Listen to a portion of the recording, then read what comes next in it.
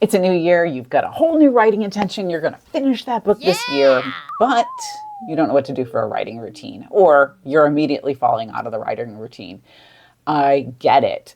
I just spent the last 3 months traveling a ton and then having a bunch of family things and a bunch of holidays and all this other stuff. And I got completely off my writing routine.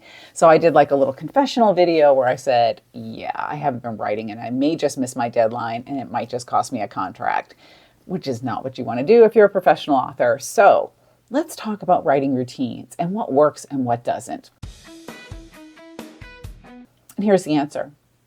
There isn't one. I'm not going to sit here and talk about how you must write every single day because that is the writing routine that works, because it's not necessarily if you aren't somebody that can write every day. I'm officially giving you permission to write however many days a week works for you. We all have a million things going on in our lives. There's not a single person watching this video right now who doesn't have some kind of demands on their time every day. Whether it's a very demanding dog, okay, maybe Daisy's not super demanding, but a little bit demanding, or a very demanding cat who's actually really in love with my husband and not me, or a family or a job or any of those other things. You still got to eat 3 times a day, clean your house, go grocery shopping, make some money, pay the rent, pay the mortgage. All those things get in the way.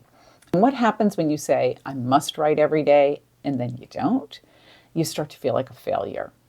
That failure feeling will follow you and it will get in your way and it will keep you from writing next week and the week after that, because you'll be like, what's the point? I didn't write yesterday. I didn't get my book done. I missed my deadline. I told all my friends about it. Whatever is going on in your head, and trust me, there's a lot going on in your head. We're all insecure. Any writer who's like, oh yeah, I'm super confident in my work and everything I write is amazing is lying to you. I'm sorry, but being a writer means being insecure. Being a writer means thinking what you write sucks, completely sucks, that you could do better, that you pick up 5 other books and you're like, these people did it 1,000 times better than I did. They're making more money. They're writing better stories. Why am I even bothering to try? That goes through my mind every time I pick up a really good book. I'm not going to lie. Every time I think, why am I even bothering? Does anybody want to hear what I have to say? And you have to get past that. You have to stop and say, I want to hear what I have to say, first of all. I want to tell stories, second of all. And I love writing. I mean, like, I would write all the time if I possibly could and do nothing else with my life. I wouldn't cook dinner or bake or anything because I love telling stories so much.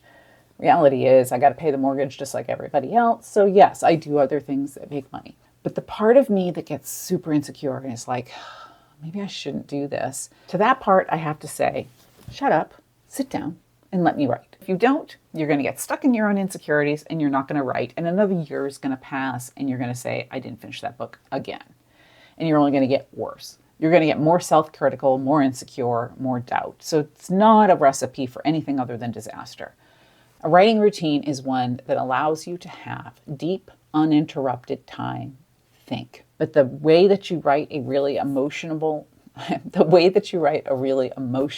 memorable book, and maybe emotionable should be a word because I just made it up, but the way that you do that is by having deep thinking time where you are not distracted by your phone, by the dog, by the dinner that's cooking on the stove, by the millions of other things that are going on in your life. What I'll do is I'll put on some concentration music and I'll just let myself think.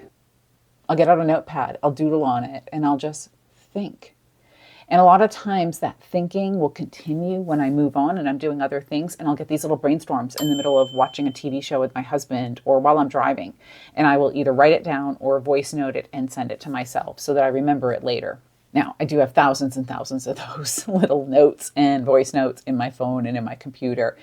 They're more for me to kind of trigger my creativity so that when I do sit down, I say, oh yeah, I really wanted to do this here or that there.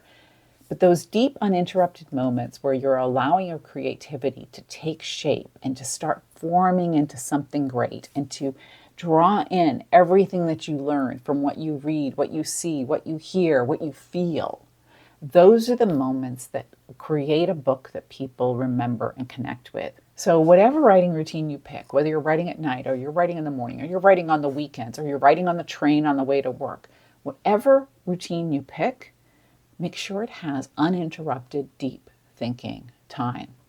And I'm not talking about time where you're just like, well, should they go to the corral or should they go to the store? Should they go here or should they go there? Those are the little details that are important, yes, but they're not the part that really creates an emotional book. The parts that create an emotional book, listen, I'm going to make it a word just like fetch. Gretchen, stop trying to make fetch happen. It's not going to happen. The parts that do that are the parts where you're like, what is this character afraid of? What is it going to cost them to make this choice? How is it going to change them to have this conversation? When you do that, when you write from your gut and you write from your heart and you write from your own emotional experience, meaning the times when you felt afraid or insecure or anxious, or you felt like the world's biggest loser, or you felt like a huge failure, those moments of vulnerability, if you can put those on the page, that makes for productive writing time, because that makes for characters that we relate to. I've talked about this before on the channel, but one of the things that make for books that really resonate is having lines that people highlight. And you're like, what does that have to do with a writing routine? Okay, let's back it up. If you can concentrate and you can do the deep work and you can write from your gut and your heart and your lived experience, your felt experience, then you create these lines that people highlight.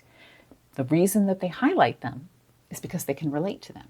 And the reason that they can relate to them is that they have connected with you and your character and your story. So what I want to give you as an assignment, I guess, of sorts, is to go on Amazon and go to the pages for 5 or 6 of your top favorite books that you always loved and you've read 1 billion times or you've recommended to your friends a bunch of times. And I want you to go through the list of highlighted lines. What did other people highlight? What did other people resonate with? What did other people relate to? Those little snippets, those are the things that come from the deep thinking, from the really digging deep into the book. Is it easy? Oh, no, absolutely not. It's hard as hell, but it's worth it. And if you start freaking out and you start thinking, I don't have any highlightable lines, I don't have any emotional moments, this book is crap, stop. Take a breath. It'll be okay. Just put some words on the page. You can work with them. You can shape them. You can change them. You can delete them. You can add to them. You just got to get them on the page. Just breathe. It doesn't have to be perfect. You just got to write it. And if you want some analysis of what could go wrong with a book, just so you can feed into your angst, check out this video right here. And if you have any questions or you feel the same way, just drop it in the comments, because then we don't all feel so alone. And let's create some emotional moments together on the channel.